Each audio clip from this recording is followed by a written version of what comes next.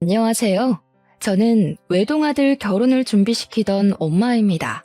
좋은 날일 줄로만 알았던 아들의 결혼이 쑥대밭으로 마무리되었던 사연을 들려드리고자 해요.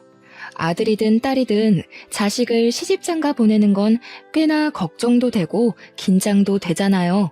그런 수많은 감정 중에서 단연 독보적인 마음은 우리 자식들이 좋은 배필 만나서 행복하길 바라는 마음이 아닐까 해요. 그런데 만약 내 새끼의 앞날이 벼랑 끝으로 내몰린 걸 부모가 직접 목격했을 때 다들 어떠실 것 같으세요? 제가 그랬네요. 지금 다시 생각해도 살 떨리는 그간의 경험. 지금부터 들려드릴게요. 저희 집안은 남들 사는 만큼 비슷하게 사는 형편입니다. 저는 남편이랑 함께 김치찌개 사업을 해서 먹고 살 만큼 지내왔어요. 저희 부부 사이에는 자랑스러운 아들도 하나 있었는데 아들은 시키지 않아도 알아서 잘 커서 의사가 되었습니다. 자녀가 결혼 정년기에 접어들면 부모 되는 입장에선 어느 정도 언젠가 내 자식이 배필을 데리고 오겠지 생각하잖아요. 저희 아들이 일한 지 5년 만에 같은 병원에서 일하는 간호조무사와 눈이 맞았는지 둘이서 벌써 결혼을 약속했다고 말해주더라고요. 시간이 되면 소개해준다길래 저희는 일부러 하루만 장사를 일찍 마감하고 아들과 예비 며느리를 만났습니다. 아들이 우리한테 예비 며느리를 소개했을 때만 해도 이미 우리 아들이 예비 며느리에게 푹 빠져 있다는 게 느껴졌어요. 아들이 좋아하는 여자가 생겼다고 말한 적은 그때가 처음이라서 남편이랑 제가 신기해하면서도 한편으론 아쉽기도 했습니다.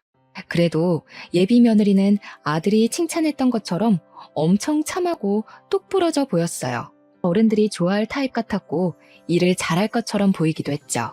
게다가 대화를 하다 보니 집안 형편에 대해 좀 알게 되었는데 저희 집과 다르게 어마어마한 부자더라고요. 일단 예비 사돈네가 당시 30억짜리 아파트에 살고 있다고 했습니다. 그걸 듣자 예비 사돈 쪽에서 과연 우리 형편을 만족하실까 걱정이 되더라고요.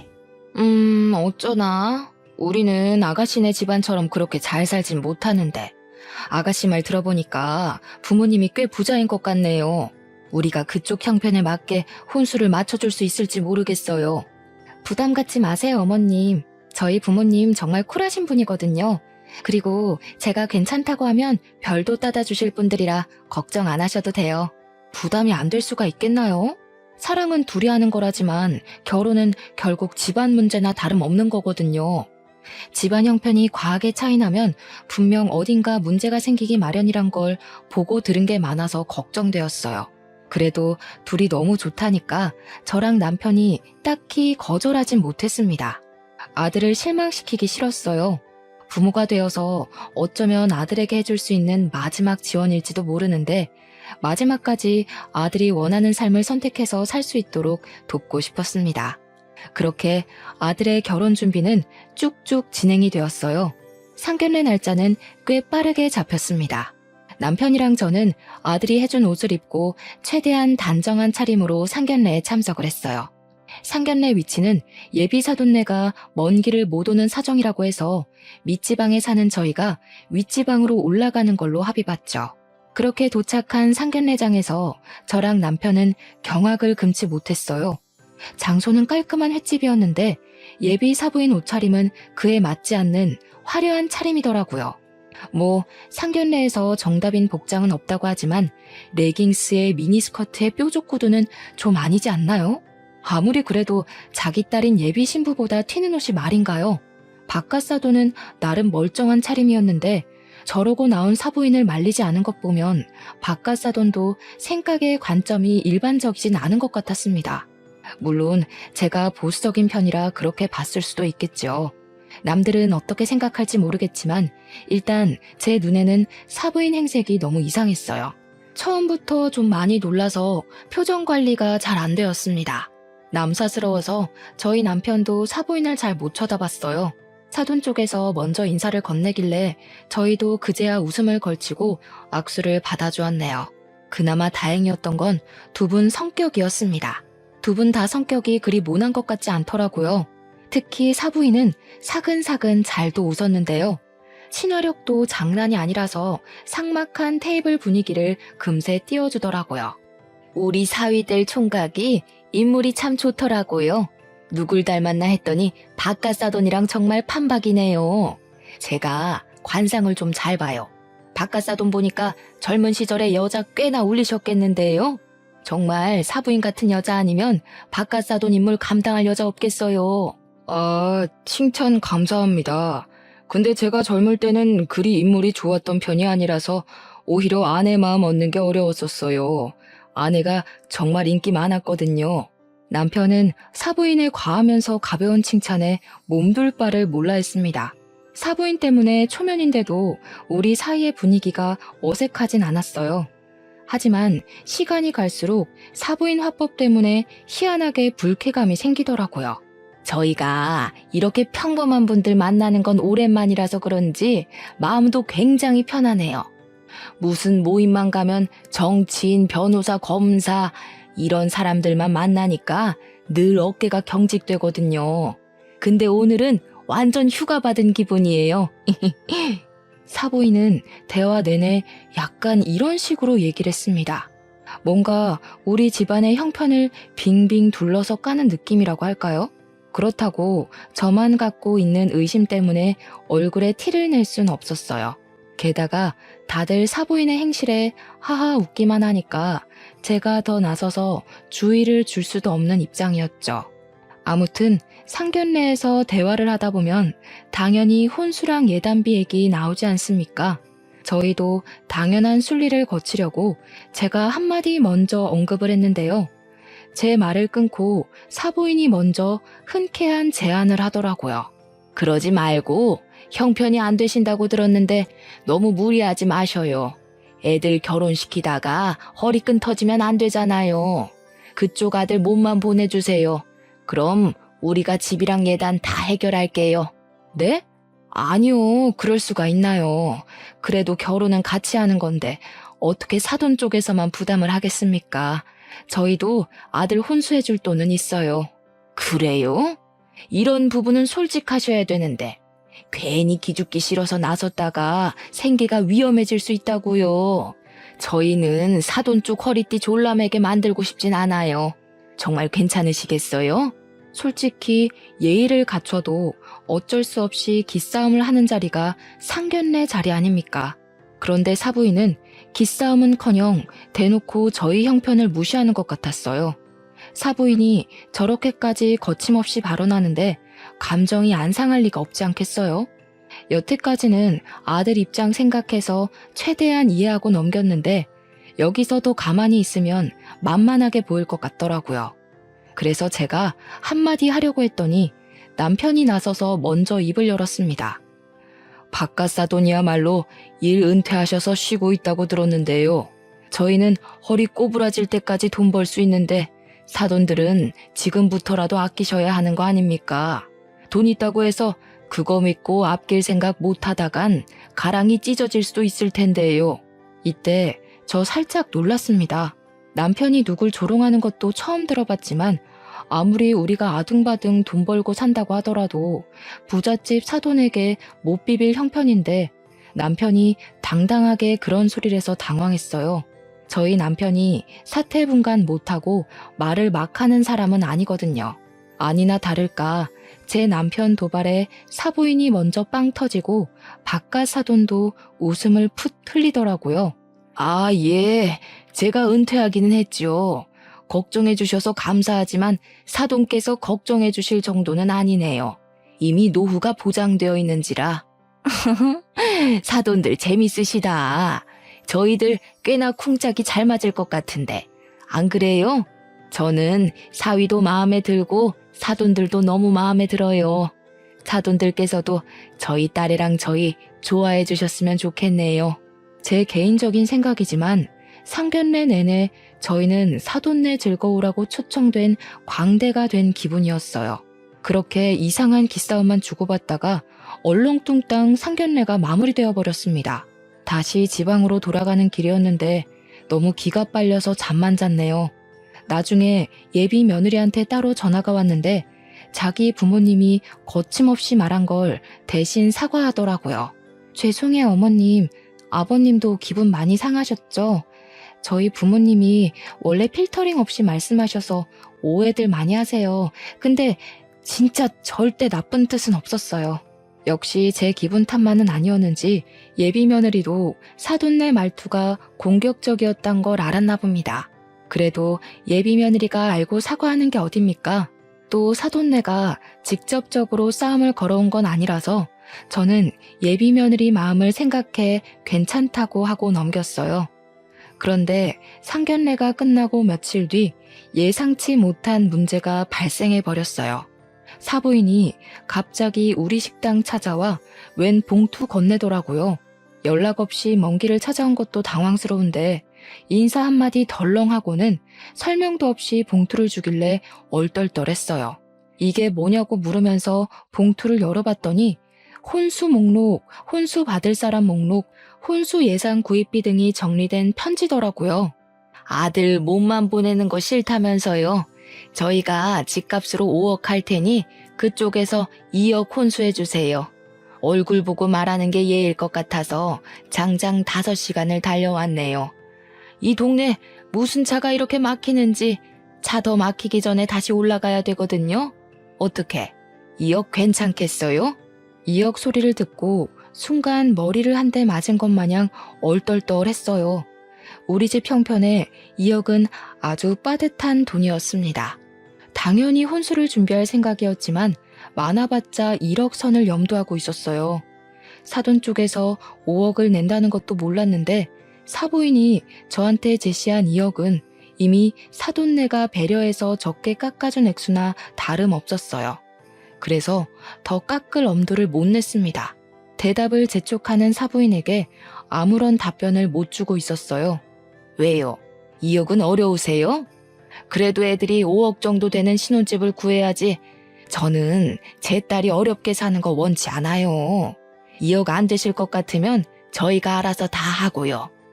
2억은 힘들었지만 그렇다고 우리 아들을 사돈네 집에 팔아넘기듯 몸만 보내고 싶지 않았습니다. 누가 그러더라고요. 사돈네에서 결혼할 때 돈을 많이 들이면 그만큼 내 자식이 고생하는 거라고 말이죠. 아니요, 5억 해오신다는데 저희가 못해도 2억은 해가야죠. 서로 그게 도리에 맞는 것 같네요. 그래서 저도 모르게 사부인의 은근한 무시에 자존심이 상해서 2억을 하겠다고 말해버렸어요. 사부인은 만족스럽게 고개를 끄덕이곤 물 한 잔 받아먹고서 돌아갔습니다. 사부인 배웅해주고 다시 가게로 들어오니까 그제야 후회가 되었어요. 내가 무슨 짓을 저지른 건지 싶더라고요. 저는 사부인 있을 때는 잘 못 읽어봤던 봉투를 다시 읽어봤습니다. 애들 신혼집에 쓸 가구 목록이 쭉 있었고 끄트머리엔 사부인에게 줄 명품 가방도 목록에 있었습니다. 결국 엎질러진 물이니 저는 남편한테 이 사실을 얘기했어요. 남편이 잠자코 듣고 있다가 잘했다고 하더라고요. 미안해요. 부담이 되면 지금이라도 내가 그 여자한테 전화해서 정정할게요. 아무리 자존심 상해도 돈으로 자부심 부리면 안 되는 건데 내가 실수했어요. 남 주는 돈도 아니고 우리 아들 잘 살라고 해주는 돈인데 아깝진 않아. 돈이야 또 벌면 되는 거잖아. 노후에 아무것도 안 하고 쉬어서 뭐 하겠어. 일이라도 해야지. 저랑 남편은 결국 가게를 담보로 2억을 대출받기로 결정했습니다. 이 사실을 알면 아들이 걱정할까봐 아들한테는 말을 못했어요. 그리고 한날 저는 혼자서 백화점에 들러 명품관을 찾았습니다. 사부인이 구체적으로 적어줬던 가방을 찾아서 구매했어요. 무슨 가방이 250만 원이나 하는 건지 깜짝 놀랐습니다. 역시 돈 많은 집은 가방조차도 함부로 들지 않는구나 싶으면서도 같은 여자인데 너무 다른 삶을 살고 있는 것 같아 한편으론 부럽기도 했어요. 저는 구매한 가방을 사부인한테 전달하려고 아들을 통해서 줬습니다. 다음날 사부인한테서 전화가 왔는데 고맙다는 인사일 줄 알고 마음 편히 받았어요. 네, 사부인. 어제 사위 통해서 가방 잘 받았어요. 그런데 좀 문제가 생겨서요. 이 가방 말고 다른 가방을 받고 싶은데요. 예상치 못했던 반응이라서 저는 전화를 받고도 네네? 거리기만 했습니다. 아니, 제 친구들이 하도 성화를 부리더라고요. 하나이는 귀한 딸 보내면서 고작 250만 원짜리 가방 받냐고요. 저 모임 가서 얘기했다가 바보 됐잖아요. 제가 문자로 링크 보내놨으니까 그 가방으로 좀 부탁해요. 이 가방은 사위통해서 다시 돌려드릴게요. 사부인은 친구 말을 듣고 더 비싼 브랜드의 가방으로 의견을 바꾸었습니다. 사부인이 다시 보내준 다른 가방은 무려 500만 원짜리였어요. 똥개 훈련시키는 것도 아니고 이랬다 저랬다 하는 사부인의 태도가 또 무례하게 느껴져서 화가 났지만 이걸 뭐라고 할 수도 없었던 게 사돈네에서 5억을 해온다고 한 이유도 있었고 또 사부인이 2억 혼수비에 맞춰서 요구하고 있는 거라 따지지도 못했어요. 결국 저는 가방을 바꿔주었습니다. 환불하고 다른 가방 다시 사는 건 아들이 직접 해줬어요. 근데 그것 때문에 아들이 뭔가를 눈치챈 건지 저한테 따로 찾아와서 묻더라고요. 엄마, 혹시 처가 쪽 때문에 곤란한 일 있어? 나한테 숨기는 거 있어 보여서 갈수록 엄마 표정이 안 좋아 보여. 혼수비 때문에 그러는 거야? 2억 한다고 들었는데 돈이 어디서 나서 그렇게 큰 돈을 하겠다고 했어? 어? 아들이 걱정할 문제 아니야. 아들 결혼한다고 하니까 가끔씩 아쉬워서 그런 거지 뭐. 사돈네랑 아무 문제 없으니까 걱정 말고 결혼 준비에만 신경 써. 아들한테는 도무지 고민을 털어놓을 수가 없었어요. 어차피 저희가 혼수로 2억을 해주기로 했고 사부인은 2억 선 안에서 물건을 요구하는 거니까 욕을 할 수도 없는 노릇이었죠. 그런데 말입니다. 제가 잘 몰라서 그러는데요. 원래 애들 결혼 준비시킬 때 사돈끼리 마주하는 경우가 많나요? 제 주변에는 그렇지 않다고 하는데 이상하게 저희 집은 사돈네랑 자꾸 얽히게 되더라고요. 사돈네가 귀한 딸 보내는 게 많이 아까운 건지 또 한 번 먼 길을 찾아온 적이 있었어요. 그날은 정말 해도 해도 너무한 얘기를 들었는데요. 어느 날 갑자기 우리 식당을 또 찾아온 사부인이 자기 딸 꾸민비 안 주냐고 하는 겁니다. 저 당시 꾸민비가 뭔지 몰랐거든요. 그날 사부인이 얘기하는 거 듣고 처음 알았습니다. 어머, 신부한테 꾸민비는 당연히 줘야죠. 저희가 5억이나 해주니까 그쪽에서 1억은 더 얹어주세요. 우리 딸도 명색에 시집 가는 건데 시부모한테 예쁨 받는다고 자랑할 수 있어야죠. 다른 며느리들 다 받는 꾸민비 우리 애만 안 받으면 체면이 서겠어요? 꾸민비가 사돈네 자식에게 사고 싶은 거 사입고 치장하라고 주는 돈이라고 하대요. 근데 그건 신부만 받을 수 있는 게 아니고 신랑도 받을 수 있는 거더라고요. 그깟 꾸민비 때문에 1억을 더해달라는 사부인 말에 저는 소신껏 얘기를 하였습니다. 죄송하네요. 그만한 돈을 해줄 여력도 안 되고 더 대출받지도 못해서 꾸민비는 어려울 것 같아요. 그냥 서로 안 해주는 걸로 퉁치죠. 역시 돈줄 달리는 게 이렇게 금방 눈에 보여서 아쉽네요. 이래서 제가 딸한테 수준 차이 나는 사돈은 질색이라고 얘기를 했었거든요. 사위가 의사 아니었으면 구린내가 진동하는 이런 곳에 저희 딸 안 보냈을 거예요. 저 순간 잘못 들은 줄 알았습니다. 그간 사부인이 말투는 좀 경박했어도 사람을 대놓고 깎아내리진 않았거든요. 그런데 제가 1억 꾸민비 못 주겠다고 하자마자 돌변에서는 저희 집안이랑 제 아들을 깎아내리기 시작하는데 딱 알겠더라고요. 사부인이 원래 이렇게 무례한 사람이기에 그런 경박한 소리를 가진 거란 걸 말이죠. 사부인 아들 고집 너무 세더라고요. 근성이 얼마나 끈질긴지. 역시 가난뱅이 집안에서 태어난 것들이 쓸데없이 끈기가 좋아요.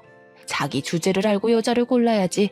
어디서 밤밑을 구르던 놈이 머리 위에서 놀던 여자를 눈독 들이는지 모르겠더라니까요. 사부인 아들 밖에서 그러고 다니는 거 알고 계셨어요? 뭐라고요? 누가 발밑을 굴러요? 사부인, 지금 도가 지나치신 것 같은데요. 우리가 대단한 집안은 아니지만 그것 때문에 제 아들이 욕먹는 건 납득이 안 되거든요. 당장 사과하시죠. 어머나, 사과는 그쪽에서 하셔야죠. 제가 그쪽 아들 떼어내느라 2년이나 고생했는데 근데 이놈이 어떻게 제 딸을 깨어냈는지 아주 거머리처럼 딱 붙어서는 절대 안 떨어지대요. 대체 아들 교육 어떻게 시킨 거예요? 지 분수 생각 안 하고 좋아하는 여자만 있으면 무조건 들러붙으라고 가르치셨어요? 알고 보니 사부인이 장장 2년간 제 아들을 반대했다는 사실을 알았어요. 사부인은 그간 제 아들에게 문자로 여러 번 예비 며느리를 만나지 말라고 모욕을 준 듯 했습니다. 자기 딸 발목 잡지 마라, 가난뱅이 사위 관심 없다, 우리 딸 집안 보고 만나는 제비새끼랑 다를 게 뭐냐 등등 말이죠. 그걸 굳이 제 앞에서 다시 읊어주는 사부인 덕분에 제 아들이 사부인에게 어떤 취급을 당해왔는지 모조리 알 수 있었습니다. 그럼에도 아들이랑 예비 며느리가 서로 너무 좋아해서 버티고 버텼던 것 같았어요. 게다가 아들은 저랑 남편이 상처받을까봐 일부러 말하지 않은 것 같았고요. 다른 건 다 참겠는데 사부인이 제 아들에게 끔찍한 모욕을 줬다는 사실은 참을 수가 없었습니다. 더 이상 눈에 뵈는 것 없이 화가 났던 저는 손님이 먹다 남긴 김치찌개를 가져와 사부인 머리 위로 부어버렸습니다. 사부인이 비명을 악 지르자 남편이 튀어나왔고 타이밍 좋게 아들이랑 예비 며느리까지 등장했어요. 아들이랑 예비 며느리는 그날 우리 집에서 저녁을 먹기로 했기에 일찍 들린 거였어요. 네 새끼가 그렇게 아까우면 죽을 때까지 끼고 살 것이지. 뭐하러 풀어놨어? 나도 당신 같은 장모한테 내 아들 못 보내. 시궁창도 적당히 시궁창이던가. 어디 술집 여자 같은 년이 감히 내 아들을 흉봐? 뭐? 술집 여자? 이 옆에 내가 돌았나 봐. 지금 이게 얼마짜리 옷인지 알아요? 내가 여기까지 오느라 숍도 둘렀는데 아이씨 김치구리네 다 배웠잖아. 그래 말 한번 잘했다. 우리 집에서 구린내가 난다고? 당신이 입 열 때마다 철철 흐르는 촌티보단 음식에서 나는 구린내가 100배 나. 어디 싸구려 주둥이랑 2만 원짜리 김치찌개를 비교해? 다 늙은 사람이 아직도 젊은 줄 알고 그딴 차림으로 다니는 거 진짜 볼썽사납거든? 실제 사부인은 상견례뿐만 아니라 제 앞에 나타날 때마다 미니스커트 차림이었어요. 복장만으로도 그 사람의 인품이 드러날 때가 있는데 여태 제가 봤던 사부인의 모습은 전부 술집 여자 같은 분위기더라고요. 부자든 말든 천박해 보이는 거랑은 다른 문제라 생각했어요. 천박한 년 입에서 내 아들이 나쁘게 언급되는데 부모로서 화 안 나겠습니까? 당장 꺼져. 다시는 내 가게에 발 들이지 마. 네가 수중에 몇 억을 갖고 있든 당신은 이 가게 들어올 자격 없어. 제가 이성을 잃고 다른 반찬들까지 사부인들한테 던지기 시작하자 남편이랑 아들이 저를 급히 말렸어요. 그리고 예비 며느리가 얼른 자기 엄마를 데리고 밖을 나가버렸습니다. 저는 불이 나게 도망가는 사부인 뒷공무니에 대고 나 이 결혼 절대 허락 못한다고 파혼하자고 고함을 쳤어요. 그렇게 다음날 예비 며느리가 우리 식당을 다시 찾아왔습니다. 사부인이 꼴보기 싫으니 며느리도 보기가 싫더라고요. 그래서 냉랭하게 대했더니 예비 며느리가 갑자기 제 앞에 무릎을 꿇는 거 아니겠습니까? 저희 엄마가 철이 없어서 그래요. 제발 한 번만 용서해 주세요, 어머님. 제가 다신 저희 엄마 이곳에 못 오게 만들게요. 저 이 결혼 꼭 하고 싶어요. 너네 엄마가 장장 2년 동안 내 아들을 사람 취급도 안 했다면서 내가 정신 나갔다고 그런 집에 내 아들을 사위로 보내겠니? 이렇게 문제가 되기 전에 진작에 네 엄마 말렸어야지.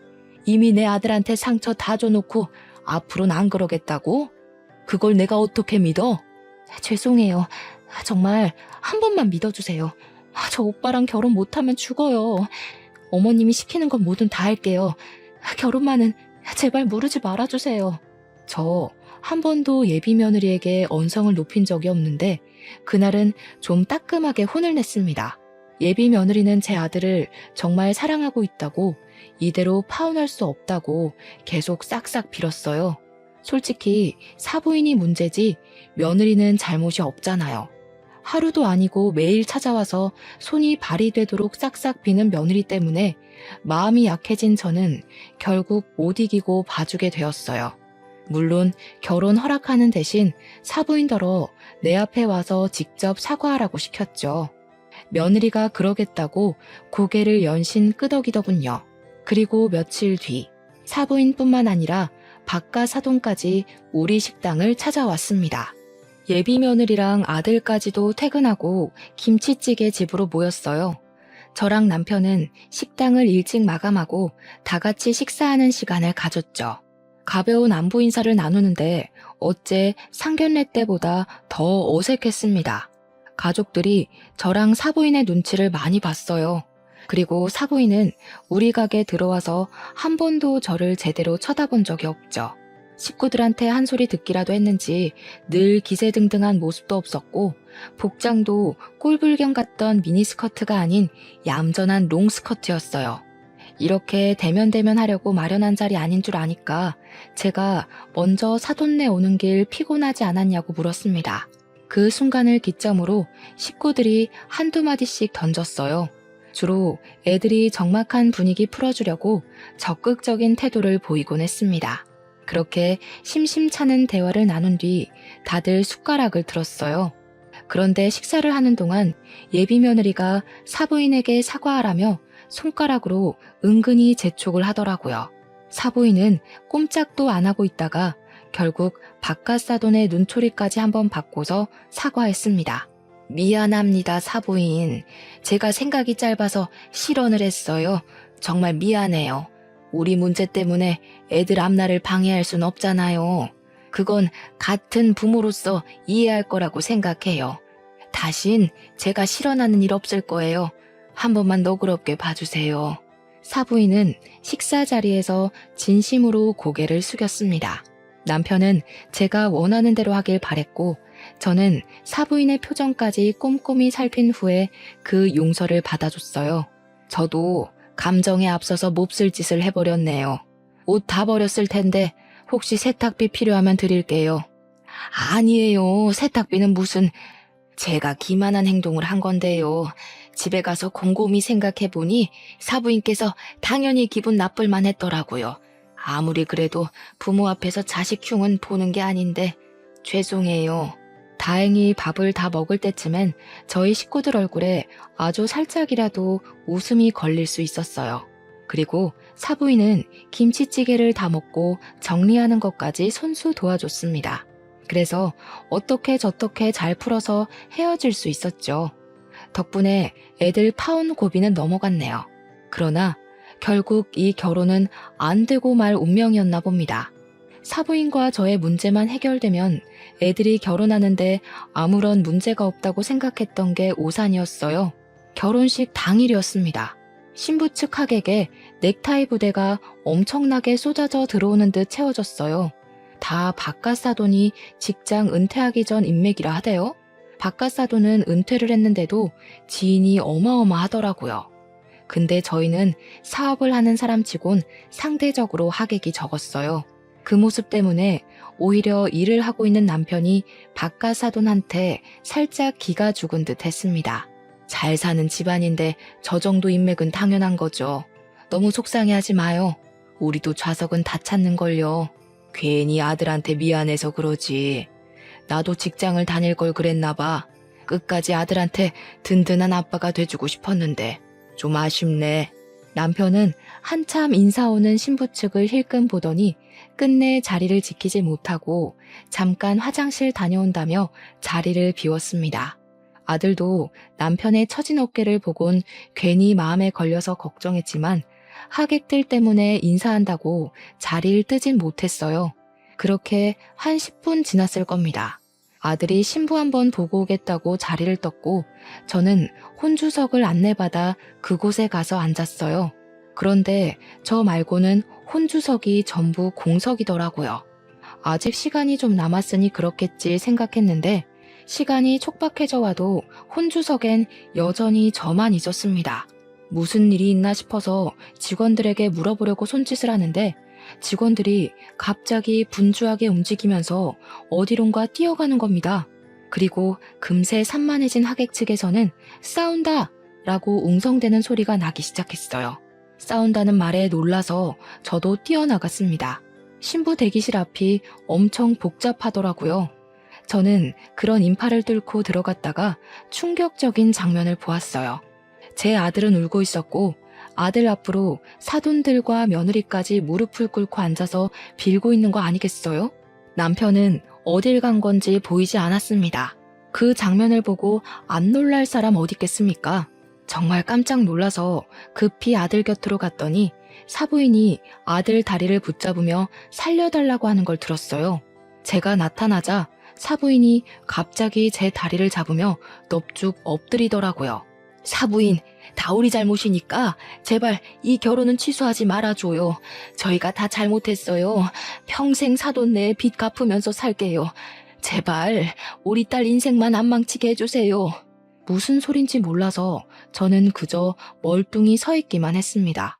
그러자 아들이 제게 종이 사진을 보여주더라고요. 그 사진 안에는 죄수복을 입고 있는 사부인과 유흥업소 사장 일을 하고 있는 바깥 사돈의 모습이 담겨 있었어요. 말도 안 되는 사진을 보면서 이게 어떻게 된 거냐고 아들한테 물었더니 사부인이 원래 업소녀인데 손님에게 사기쳐서 돈 타먹는 걸로 모자라 같은 업소녀들에게도 사기를 쳐서 깜빵을 다녀온 전적이 있다대요. 사부인 때문에 사업장 망해서 빚쟁이가 된 사장은 사부인이 출소할 때까지 기다렸다가 목숨까지 위협하면서 사부인한테 돈 갚으라 협박을 했대요. 근데 사부인은 죗값 치르고 왔는데도 정신 못 차리고 또 사기칠 계획을 했다는 겁니다. 사부인이 사장에게 돈 왕창 벌게 해주겠다고 꼬시고 그 이후론 바깥 사돈이랑 같이 협력해서 쌍으로 사기를 쳤다더라고요. 그렇게 세트로 살아오는 동안에 생긴 아이가 바로 예비 며느리라고 하더군요. 당시 생각지도 못한 아이가 생기자 사돈들은 아이를 버릴까 하다가 아이까지 사기에 이용하기로 했고 며느리는 자라면서 다양한 용도로 부부 사기단의 도구로 사용되었다는 겁니다. 며느리가 성인이 되고 나서는 사위 될 사람을 건져서 돈을 빼먹으려고 했다네요. 그 사위로 두 번째 지목된 남자가 바로 우리 아들이었어요. 우리 아들이 그 미끼에 걸려든 거였죠. 이 사실은 지난 과거, 사부인 때문에 사기당했던 같은 업소녀들이 사부인 잘 먹고 잘 사는 꼴 방해하려고 나타나서 다 밝혔던 거랍니다. 그러니까 여태 사돈네가 저희 앞에서 떵떵거리고 비웃었던 모든 모습들이 거짓이라는 거예요. 기가 막혔던 저는 제 다리를 붙잡고 있는 사부인을 냅다 차버렸어요. 그럼 그지 새끼들이란 거잖아. 술집년같이 생겼다 했더니 진짜 술집년이었어요? 가진 것도 없으면서 어떻게 그런 배짱을 가질 수가 있어요? 우리 집 돈 훔쳐간 걸로 모자라 우리 시간도 진심도 다 기만하신 거네요. 잘 됐네. 이번엔 초범이 아니라서 깜빵밥 길게 먹을 수 있겠어요. 아니에요, 사부인. 저희 이번 결혼하면 나쁜 짓 다 청산하기로 했다고요. 모르는 사람들 말 믿지 말고 저희 말을 믿어주셔야죠. 그쪽들 과거 잘못 청산하라고 내 아들 결혼시키는 거 아니거든요. 그러고 보니 당신네 딸도 참 웃기네요. 다 알면서 어쩜 그렇게 내 아들 사랑한다고 잘도 질질 짰을까. 부모한테 배운 게 사기치는 것밖에 없어서 몸에 배웠나 보죠? 새파랗게 어린 년이 벌써부터 지 무덤 팔짓이나 하고 말이야. 나 원참 어이가 없어서. 어머님, 저는 모르는 일이에요. 저는 정말 오빠 사랑했어요. 엄마 아빠가 사기친 거지 저랑은 관련 없는 일이라고요. 끝까지 자기 잘못을 부정하는 예비 며느리의 태도가 저를 더 화나게 했습니다. 예비 며느리가 어머님 하면서 또 질질 짜길래 저는 사부인 목에 걸려있는 스카프 잡아 빼서 며느리 얼굴에 던져주었어요. 딸 인생 망치지 말라고요? 지금 딸 인생을 누구한테 맡기는 거예요? 딸 인생 살리고 싶으면 자식을 낳는 순간 정신 차리고 똑바로 살았어야지. 앞으로 그쪽 내 딸이 불행한 건 전부 당신들 탓인 거야. 나도 내 아들 인생 살리려고 쓰레기 거르는 거니까 당장 꺼져. 사돈들은 이 상황을 돌이킬 수 있을 거라 생각을 하는 건지 계속해서 사과만 했습니다. 이렇게 소란스러운 와중에도 남편은 어디 간 건지 도통 모습을 안 드러냈어요. 저라도 아들을 지키고자 아들을 데리고 신부 대기실을 나왔습니다. 그러자 남편이 경찰과 함께 엘리베이터에서 내리더라고요. 저희 뒤따라 나온 사돈들에게 삿대질을 하면서 경찰더러 저 사기꾼들 잡아달라고 부탁하고 있었어요. 내가 진짜 설마 했다. 그런데 하객고용으로 인맥 속인 걸로 모자라 집까지 사기를 쳤어? 경찰 선생님, 저놈들 저거 한두 번 해본 솜씨 아닐 거예요. 당장 저 사기꾼들 잡아가 주세요. 경찰들은 막 도망치려는 사돈들과 며느리를 붙잡았어요. 저랑 아들은 남편에게 상황을 물었습니다. 그랬더니 남편이 하객 봤다 말고 화장실을 갔을 때 무슨 얘기를 들었다고 하더라고요. 신부 측에서 넥타이 부대 전체를 하객 아르바이트로 고용했는데 고용하게 된 이유가 바깥 사돈이 우리 남편 번듯한 사업하고 있는 거에 기죽지 않으려고 되레 우리 남편 길을 꺾어주고 싶어서 그랬다네요. 그 사담을 듣고 바깥 사돈의 신원이 의심스러웠던 남편은 아는 지인 부동산에 개인적으로 전화해서 사돈이 산다는 아파트 주인이 누군지 알려달라고 부탁했다 했습니다. 아파트를 바로 알아본 것은 사돈들이 뭐만 하면 아파트 자랑을 그렇게 했었거든요. 그 아파트가 워낙 유명해서 사돈네 동네에선 그 아파트 이름 대면 부자라는 게 증명이 되는 셈이라더라고요. 그래서 남편이 가장 먼저 부동산을 알아봤던 겁니다. 남편 지인은 아는 사람 부동산을 건너 2달이 넘긴 부동산을 연결하여 집주인을 알아봐 줬어요. 황당하게도 사돈네가 산다는 아파트엔 집주인이 따로 있었습니다. 그리고 거기 새들어 살고 있는 사람들이 사돈네였어요. 그러니까 이런 거죠. 사돈네는 우리한테 집안 재력을 속이기 위해 단기로 이사를 했던 겁니다. 아들이 자기 처가에 인사 간다고 한번 들어가 봤다던 그 30억짜리 아파트는 그들이 빚을 내서 보증금 3억에 월세 400만 원으로 들어가 있던 거였어요. 심지어 빚을 낸 것도 다 사채라네요. 일부는 우리한테 돈을 빼내서 갚았다더군요. 그리고 나머지 빚은 애들 결혼시킨 뒤에 저랑 남편의 자존심을 좀 더 긁어서 계속 돈을 빼낼 작정을 했던 겁니다. 너무 기가 막혀서 저는 경찰들이 연행해 가는 그들 앞길을 막았어요. 그리곤 불쌍한 척하는 사부인의 얼굴을 한 대 때려줬습니다. 하고 사는 꼴이 정말 치가 떨리게 한심하네요.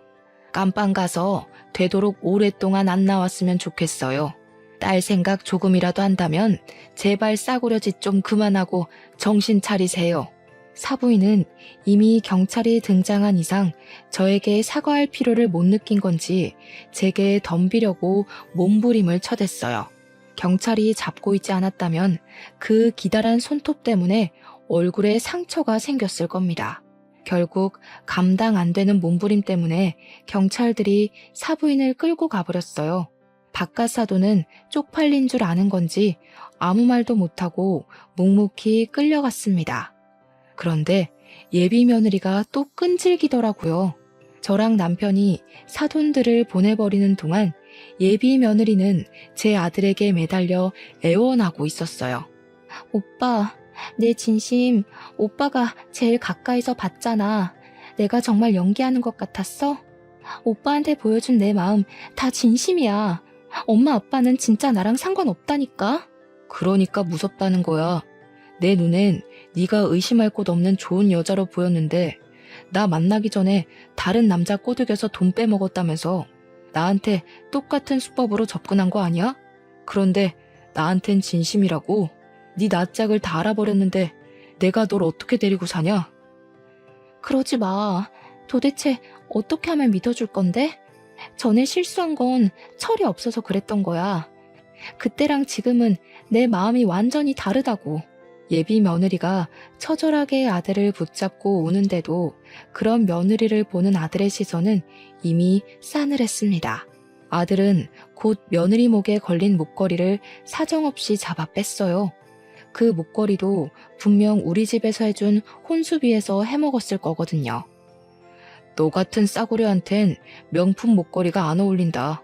너한테 놀 하나 줄 생각 없으니까 징역 살고 나오면 다른 놈 노려. 네 부모나 너나 다시 한 번 더 우리 가족 눈에 띄면 2배, 3배로 갚아줄 테니까 각오하고.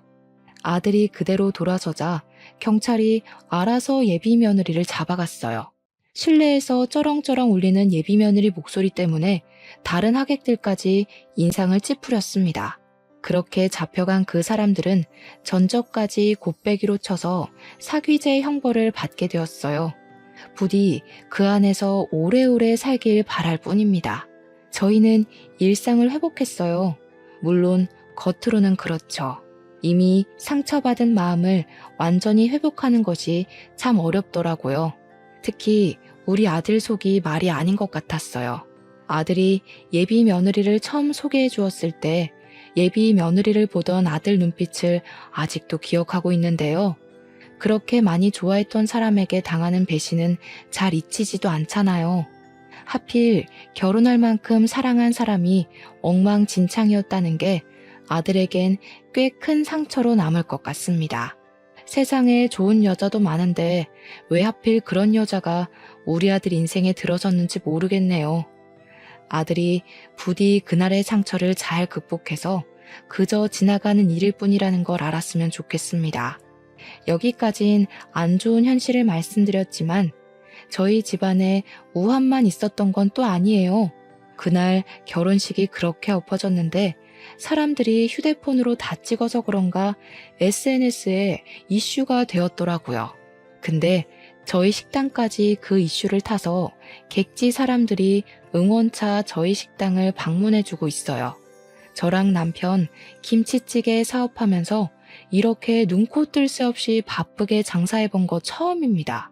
이미 사기당한 돈은 운 좋게 배상받았는데 이대로만 장사 잘 된다면 사기당했던 돈만큼 한 해 매출을 뽑을 수 있을 것 같기도 해요. 손님들이 왔다 가면 블로그 후기도 올려주시더라고요. 사진 엄청나게 찍어가고요. 인터넷에 우리 가게 검색해서 블로그 슬쩍 보면 댓글에 저희 가게를 아는 체 하면서 안부를 궁금해하는 분들도 종종 계셨어요. 남의 일인데 그렇게까지 마음 써주는 분들이 있어서 또 여러 번 위로를 받네요. 사기당하고 나서 저희 식구끼리 서로 위안하는 것만으론 한계가 있었는데 많은 사람들이 저희 사정을 응원해주니까 그래도 빠르게 마음이 편해지는 것 같더라고요. 언론의 힘이 새삼 대단하다는 걸 요즘 많이 느끼네요. 우리 아들이 혼인신고하기 전에 구덩이에서 빠져나올 수 있어서 얼마나 다행인지 모릅니다. 인생 액땜을 했다고 생각하고 앞으론 더 열심히 신중하게 살아가야겠어요. 다른 사람 조심하셔요. 제 사연 들어주셔서 감사합니다.